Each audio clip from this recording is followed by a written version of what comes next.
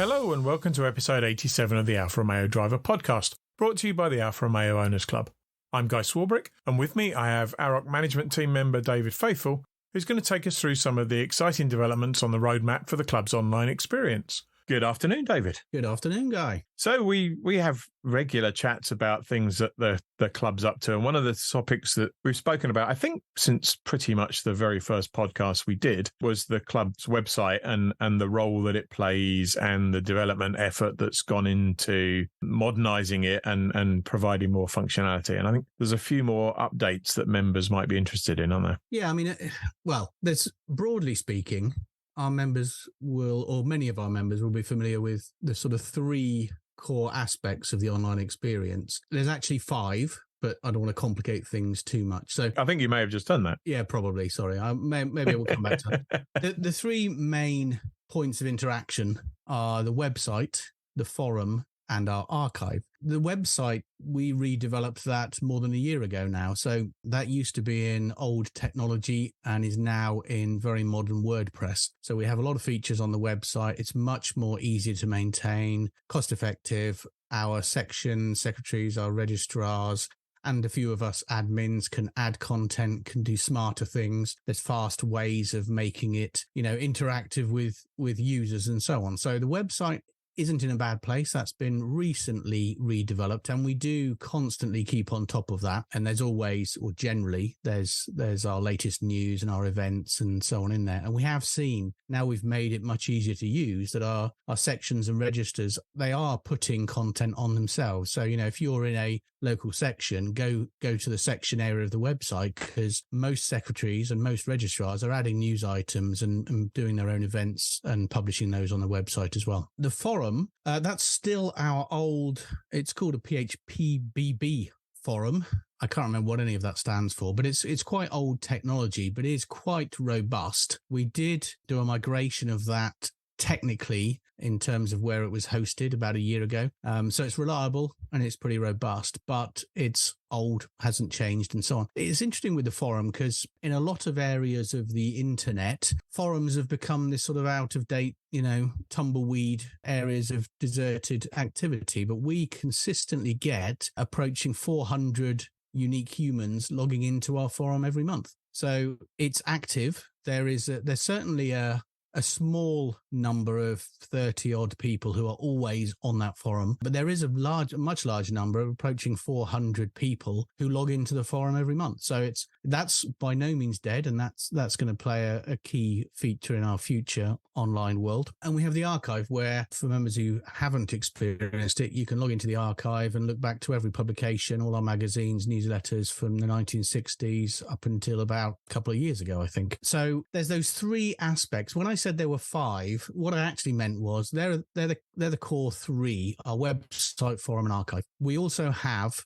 our membership database, and that's provided by a company called ProSolve. The membership system is called RevUp, and it's used by a lot of racing organizations and car clubs around the UK, and we have a good relationship with them. They develop it consistently, and we have, a lot of collaborations with the 750 Motor Club, BRSCC, the Ford RS Club, MG Car Club, TVR, and so on. They're all using RevUp, and so we get a lot of new developments at the back end that members typically won't see. But in that membership database is all of our members' details. It's where you go and where you log in to renew. It's where you change your details. It's where we collect direct debits. It's where we take payments for memberships and so on. So we have a kind of a separate membership database, but it is very good. And then the fifth aspect is we use Amazon Cloud Storage for our bigger content. So most of our archive, some of the imagery, videos, and so on that's used on the website goes on the Amazon cloud. So that's kind of where we are. We've got a relatively recently updated website that's in WordPress. We have a not relatively updated forum that stands separately. We have our archive that stands separately, and we have our membership database, which stands separately. And so when we're trying to look at our member experience, the user experience online, we have to look across all of those and work out, well, how do we make this a lot better then? Because it's quite disconnected at the moment.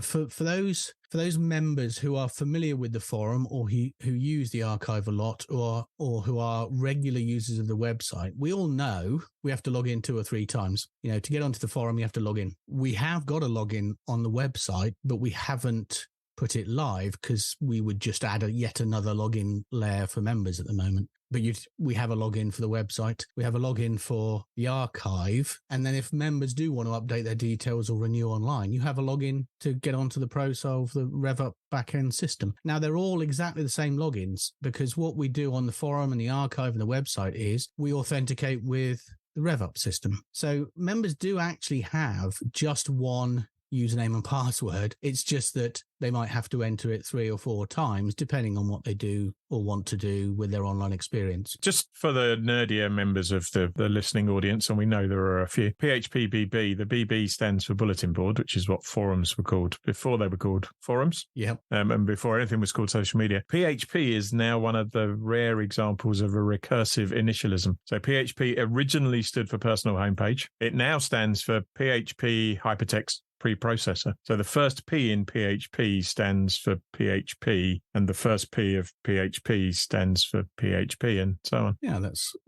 I did recognize some of those words, just not necessarily in that order. But certainly some listeners will have enjoyed that interlude.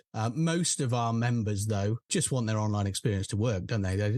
If we're going to ask them to log in once. If you're going to go on our website, it needs to be up to date, current, and cool. And if you're going to go on our forum, it can't be a tumbleweed experience. There needs to be many of our members using it, and we are starting to. I think forums, they have gone through this sort of evolution where they were enormously popular back in the bulletin board days. It all then just sort of started to sort of gradually fade off as social media and Twitter and Facebook and everything seemed to take over. And then those of us possibly of a certain age, but we do have young users as well of our forum, realize that social media is a very sort of immediate but difficult to find information platform, and it's filled with a lot of numpties who give you a lot of nonsense and spammers and scammers and so on. The forum is a safe and more precise and accurate way of finding information, whether it's technical information or whether it's just friendly banter and discussion. The forum, and our forum particularly, is a friendly place. There are people on there, us included, who are very willing and forthcoming with advice or technical information, and it's members only. So you don't get all of the spammers and you don't get all of the numpties who want to ruin your online experience via a social media platform. I think forums are enjoying a bit of a resurgence as well. I've come across a couple of brand new Tonale forums, so I think that they're definitely not dead, possibly not even dying. No. So if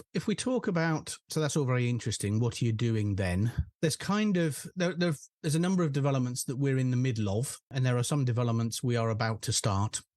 Firstly, we want to address the single sign-on for members, because we currently need to log in on the forum, the website, the archive, and so on. But what we've done is we've written code 4 times that authenticates against RevUp. There are nowadays a lot of single sign-on and authentication approaches that we can take, which just minimizes the impact on the user. So each of those user interfaces all integrate with a single sign-on, so the member just signs on once, and the information is securely and authentically shared between each of those platforms. So the single sign-on's an important thing. Secondly, we are about to commence the migration of our forum to the WordPress platform. And we're doing that for a number of reasons. Firstly, it makes the single sign-on much easier. Secondly, the user experience can be a bit clunky on the PHPBB platform. So we all know, or any of us who've used the forum, we know that adding photos or doing things that you can do really, really easily on social media is much, much harder than you expect it to be on a forum. So we want to get the migration done from the existing forum without losing any of the data. We have well in excess of 250,000 topics on there and something like 3 million chat discussions on the forum. So the migration of that's really important to get that right, and we will do an awful lot of testing to not mess that up. But so that second thing is the migration of our forum to WordPress, and that gives us a couple of things. It makes it more feature rich. It'll look and feel newer, better. We hope it'll stimulate engagement of other members who traditionally haven't used a forum to just use it because it's there on the WordPress website. And it gives us a lot of other benefits around it's easier to maintain, it costs nothing, and so forth. So there's a lot of benefits, I think, of migrating the forum to WordPress. And then finally, migration of the archive also to the WordPress platform. The archive doesn't really cost us much. We pay an amount to Amazon to store all of our content. And then there's a set of metadata, searchable metadata in a taxonomy that allows you to search for certain things that might occur in a 1964 newsletter. It's not really very complicated. Once that's migrated to WordPress, it's kind of just more content, and it's just search terms to find that content. So they're sort of the three sort of development things that are either ongoing or have just started. There's a single sign-on, there's a migration of the forum, and migration of the archive, both to WordPress. So that's the sort of the bread and butter, keeping the lights on, but whilst also making it a better experience. And then we've got some other cool stuff that we have been building for a few months now, and we are hopefully going to deploy and go live with it very early in the new year. So a couple of those things are quite closely related, aren't they? So there's some work that's been done to allow you to use the website to update, or to go through the website to update your member details, and particularly your car details. Yeah, I think so. So look, I won't go into all the technical nerditry behind all of this, but at the moment on our website, members don't have to log in. They have to log in to use the forum, or they have to log in to the RevUp system to change their details. So step one, which we have built but not put live yet, is members log in to our website.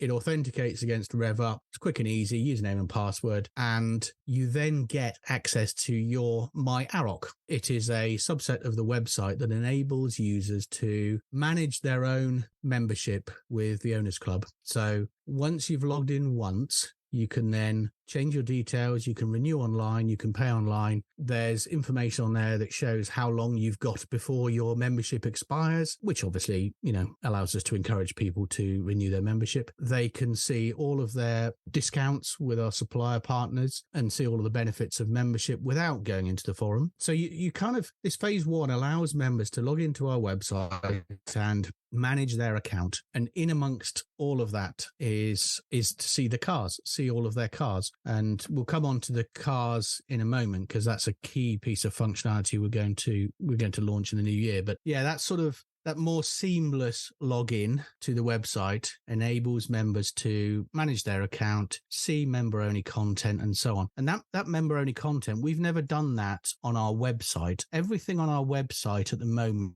is open to any visitor of our website. But once we go live with the login, we can then have member-only content on the website, and we absolutely plan to do that from the new year. So at the moment, members don't get any form of differentiated service on the AROC website from any member of Joe Public who happens to be browsing our website. The aim is we'll be able to differentiate the content so that if you're a member and you're logged in, you'll see different content, and we can over time personalize that for a member. So if we know you're a member of 939 Spider Register, you can see 939 Spider content once you're logged in that won't be open to members of the public who happen to be browsing. So whilst we don't have, here's an amazing thing we're launching of member-only content, the management team are really clear that we have a lot of content, but we don't really want to put it on the website because we don't want all and sundry seeing it. It's kind of for members only. So once we deploy the member login onto the website, you get the My AROC, you get all of the personal back-end information for managing and maintaining your own membership with AROC. We'll also then, for the new year, start publishing member-only content. So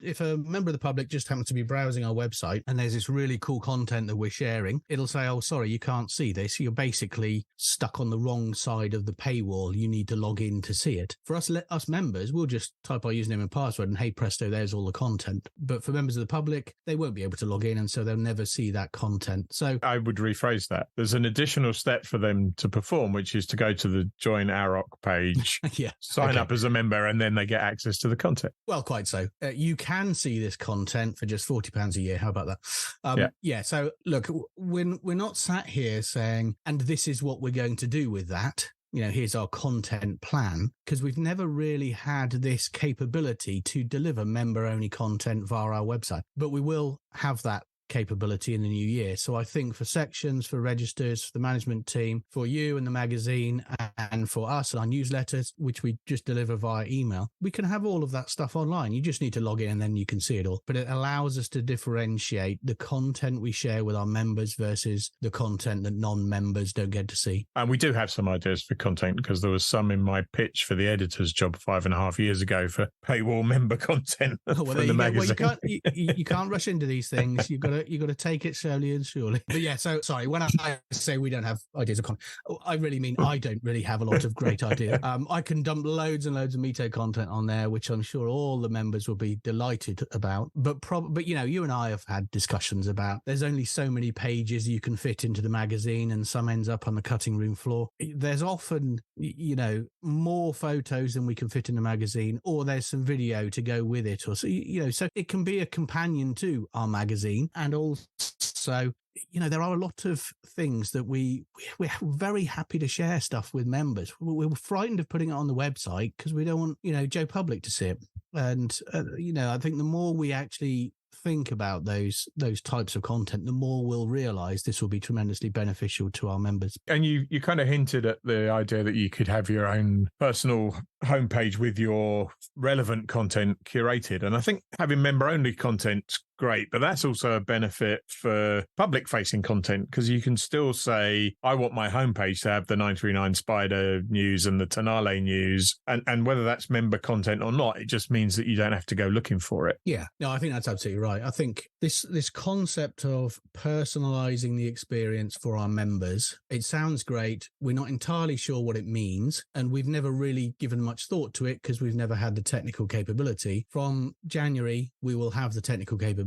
We better get our act together and think about what we want to do with that then. I do think it opens up a lot of possibility, even if we haven't thought through all those possibilities yet. And there are some secondary benefits, I think, to members, and hopefully this will tie together in a moment. But if I think about the job that a registrar has to do, we currently have a wide range of member databases. So we talk about the member database that we have with ProSolve, and that has a selection of our members' cars, basically, the things that we've entered ourselves on the database. But then pretty much all of the registers have a register of some sort, which could all be sitting in the same place. And a big part of being a registrar is maintaining that register. So if you can take the mechanics of that away and put that into a kind of self-maintaining register member maintained database, then the registrars have got time to do other things for members. Yeah, and that's a really important part of the concept of the RevUp backend database. So let's just talk a bit about that. So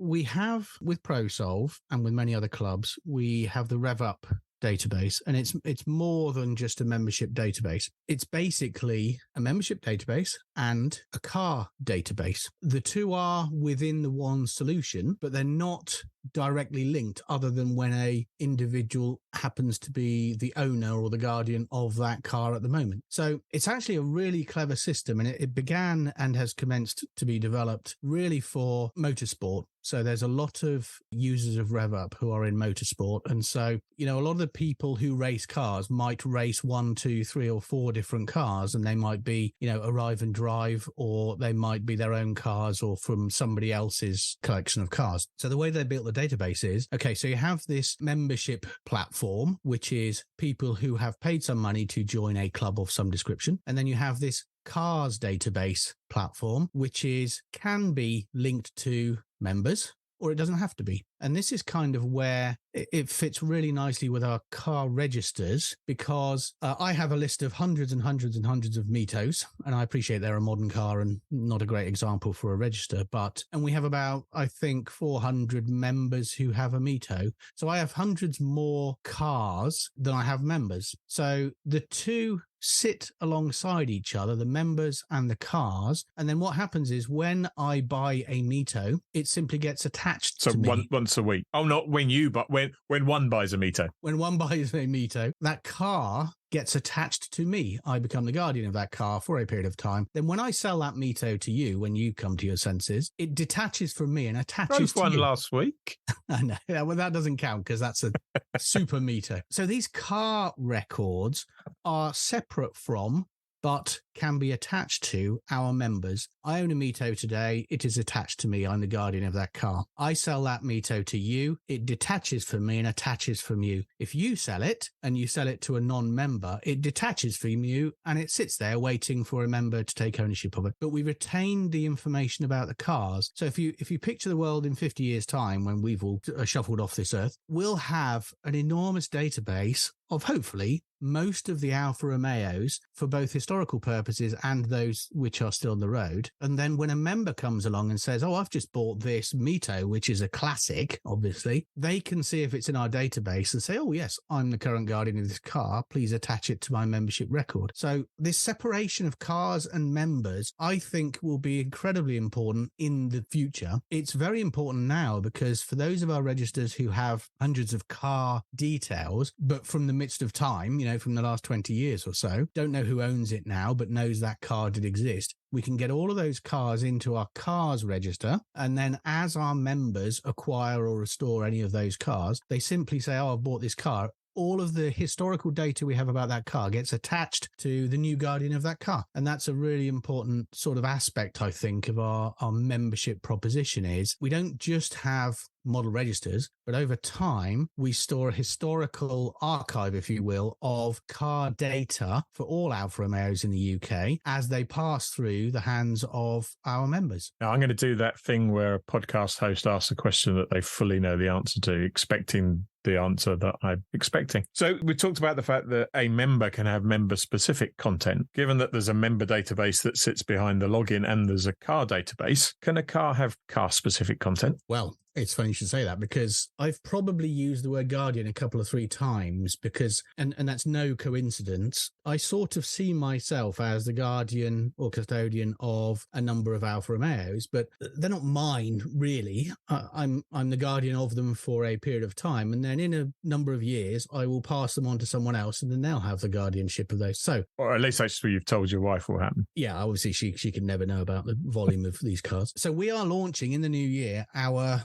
Guardian product. And it's linked to the ability for members to log in. It's this member-only personalized content. But if we go back to our cars database, every car that we have in RevUp has a unique identifier. It's not the VIN, it's not the reg number, because those things might change over time. But once a car is in our database, it's allocated a unique identifier. And then when we buy and sell cars, when I sell my Mito to you, that unique identifier of a car transfers from my guardianship to your guardianship. But we can always find that car. We can always find historical data about the registration, VIN numbers, and so on. But within our RevUp database, it has its own unique identifier. So we are using that for the launch of what we're calling the Alfa Romeo Owners Club Guardian product. And really, what it is a car which you are the guardian of can have its own website, its own web page. There are ideas like this out there already. There's things like My Car Fact Disc, I think, and Custodian and what have you. So this is our version of that, where in essence,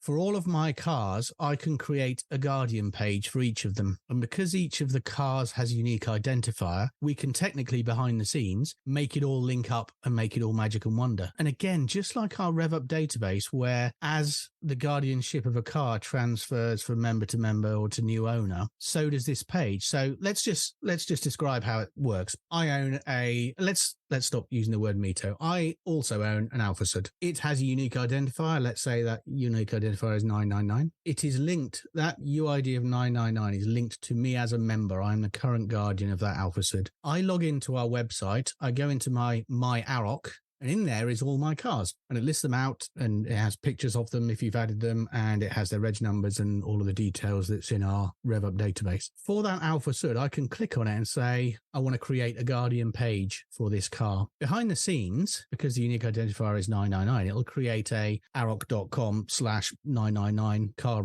page. And in essence, you then get presented with a little editor screen where I can add photos and text, and I can drag things up and down. And I basically build a mini website for my Alfa Sud. And because we've built Guardian so that it links against unique identifiers, you will always be able to have a unique URL to share with people for your individual car. So if I create a Guardian page for my Alfa Sud, I put 10 photos of it, and I write all the text of the restoration that it's gone through and describe the car and all this sort of stuff. That unique identifier of that page, once I've saved saved it, it also generates a QR code. And I can then press a button and download some tax discs with the QR code on it and put that in my windscreen, so that at National Alpha Day next year, if somebody wants to get information about my Alfa Sud, they simply scan the QR code in my windscreen and up comes the AROC Guardian page for that car. The beauty of all of this is you can have as many of these pages as you like for all of the cars that you own. You can add as much content as you like, and it all gets stored in the Amazon cloud. So you can add big photos, small photos, and so on. You can move text up, and it's quite a cool featured page update capability for our members. You can, in essence, put as much or as little content on there as you want and then share it to your heart's content, because it has a unique URL that's driven by the unique identifier of the car. It has a QR code for that URL. You can use that QR code and share the QR code wherever you want on your Instagram and so on. And you can download the tax disc, which we're providing, so you can just literally print it and cut out the tax disc with scissors and stick it in your tax disc holder.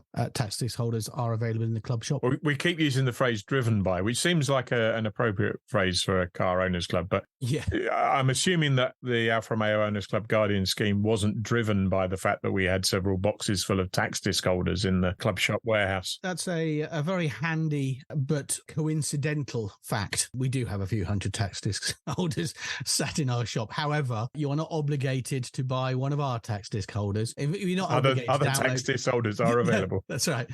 However, you can buy them from the shop. Yeah, so what we wanted to do was, for some of us love the idea of, I've created my little Guardian page, I've clicked a button, I've downloaded an A4 sheet with 5 different coloured, different designed tax discs. I cut one out and stick it in my windscreen. Some of us love that. A lot of us, probably the younger members, can't even remember what a tax disc is, or have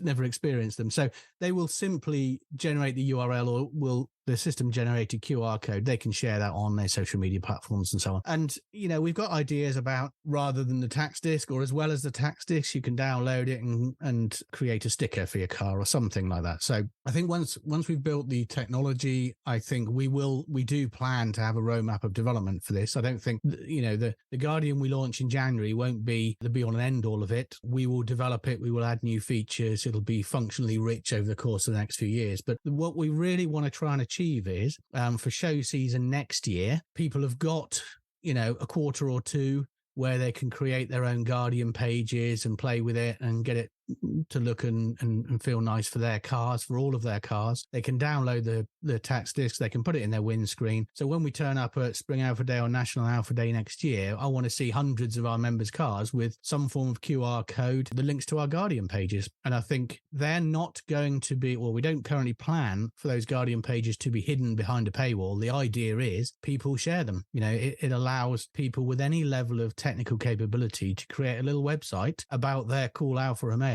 and publish it to the world and share it with the world. There's a really important aspect here, which is my Alfa Sud Guardian page. If I sell my Sud to you, Guy, the process of me selling it and transferring the ownership to you changes the rev up data behind the scenes. That car gets attached to you. So now when you log into the AROC site, you'll have the option to update that Alfa Sud Guardian page. So this is a really key aspect of it, really, that it's about the cars. It's about the guardianship of an individual Alfa Romeo. I happen to be the Guardian today. I'm going to update the Guardian page. When I sell it to you, price to be discussed, you will inherit that Guardian page too. So you will then, the next time you log in, you will see that you've inherited the Guardian page for the Alfa Sud you just bought. And for me, I think this makes it a really cool feature. There are other paid for services you can go and buy where you have all your car details on a website somewhere. The beauty of this is the transference of the guardianship of a car from member to member to member over time. You don't only buy my car, you inherit all of the rev up data, all of the background historical information about the car, and any Guardian pages I've created for that car. You get to inherit those and update them when you log into the system. And part of the process of me selling my car to you is also giving up my role as guardian of that car. I give up the Guardian page and it gets handed over to you the next time you log in. Well, I'm going to make us both a hostage to fortune now. So I'm going to publicly say here and now that a week before National Alpha Day next year, we'll have a look at all of the Guardian pages up there and we'll do a prize for the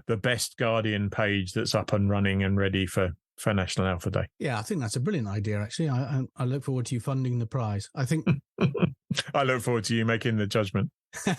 I genuinely, I know I sound a little bit nerdy and excited about this. I think it's a really cool thing. I do appreciate I'm the only person who's seen it. We did it at our general meeting. I showed some screenshots of the work that's in development. It looks even cooler now. It really does. And for those of us who have several cars, when you log into your My AROC and it just lists out all my, I mean, admittedly, they're mostly Mitos, but it lists out Mito, and Alphasud. It's a really cool thing. And once you've created a Guardian page, in your My Cars page, it's got all the the header photos for all of the cars is there.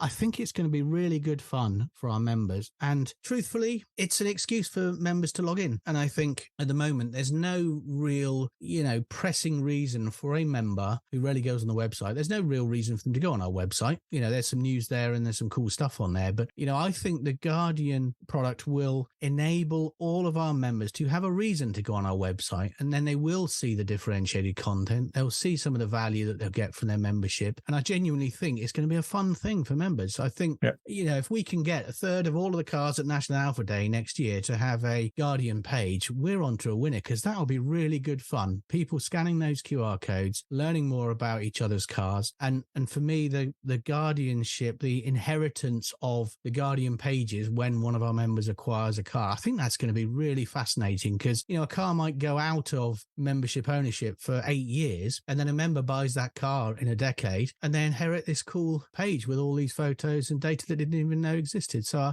again, everything we're trying to do, of course it needs to give near-term benefits to all of our members, but everything we're trying to do is about also building for the future. Everything we do with the archive, the Guardian product and so on, the aim of all of this is that over decades and decades, it's a rich archive of information. People will see all of the historic stuff that's been added to these Guardian pages over decades, and you and I may not get to see it, but it's going to be a really cool thing for the future as well, I think. And just to be clear, the Guardian product is all an inclusive part of our website. There's no charges for this. This is all for our members. So yes, there are other products out there. So if you want to do a little website for your car, there are other products, but you have to pay 20 or 30 quid a year for those. We're giving all of that functionality to our members as part of their membership.